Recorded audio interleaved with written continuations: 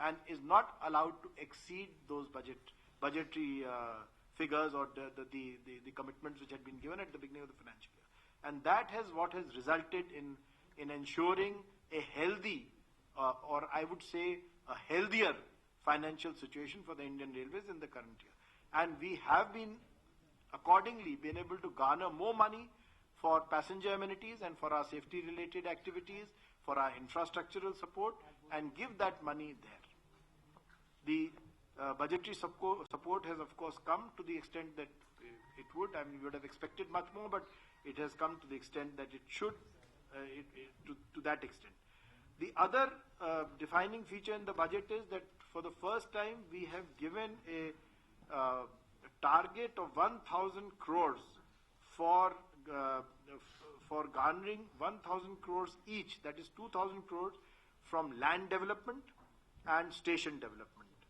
As you are aware, we have formed a SPV called the Indian Railways Station Development Corporation.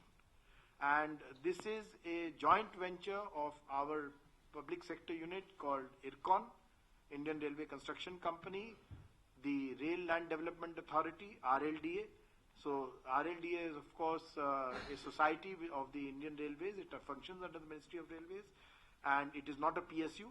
So we have complete control over the RLDA, and the RLDA and the IRCON have formed an SPV to take and then created the SPV called Indian Railways Station Development Corporation, and initially 5 stations have been given to that corporation for development, and they are moving forward through architectural consultancies, financial consultancies, to see that how the station development can be a win-win situation for both the railways as well as the customer.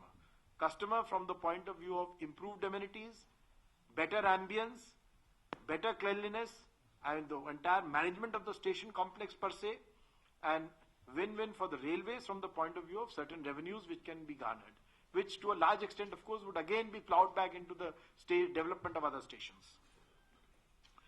We have also created for the first time a debt service fund, because we are taking debt, as I just informed. We have got the JICA debt we will be taking, although they are very benign long-term debts, but even nevertheless, and we have been borrowing through the Indian Railway Finance Corporation. We will be borrowing about 15,000 crores in the current financial year.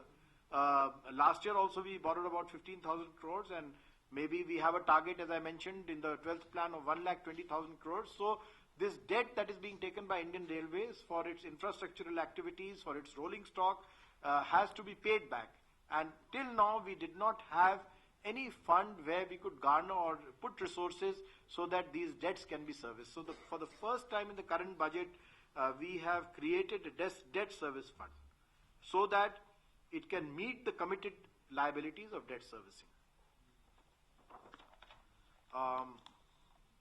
Well, the Indian Railways is a very, very big kind of a... We have on the safety side,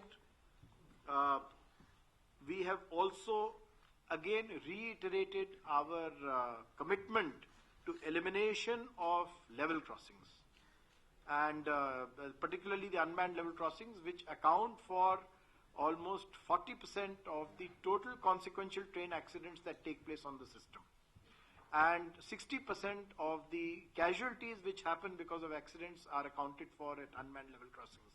So railway, although I must put things in proper perspective, that unmanned level crossings are actually the preserve of the road transport sector. I mean, in the sense that the Motor Vehicles Act and the Indian Railway Act both have the legislative provisions of whose responsibility it is. But 3-4 years back, and with a renewed commitment this year, we have taken on ourselves the responsibility of elimination of level crossings through various methods. One of them is manning, the other is building of limited height subways, giving an impetus to road over bridges so that the level crossings get eliminated progressively.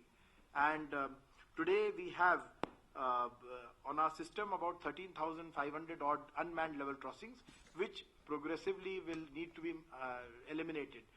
10,800 of these are on the broad gauge system, which in any case need to go. And both the freight corridors have been planned to finally come up with a level crossing free system. There will be no level crossing on the freight corridors, and they would be working along with the state governments to eliminate these level crossings.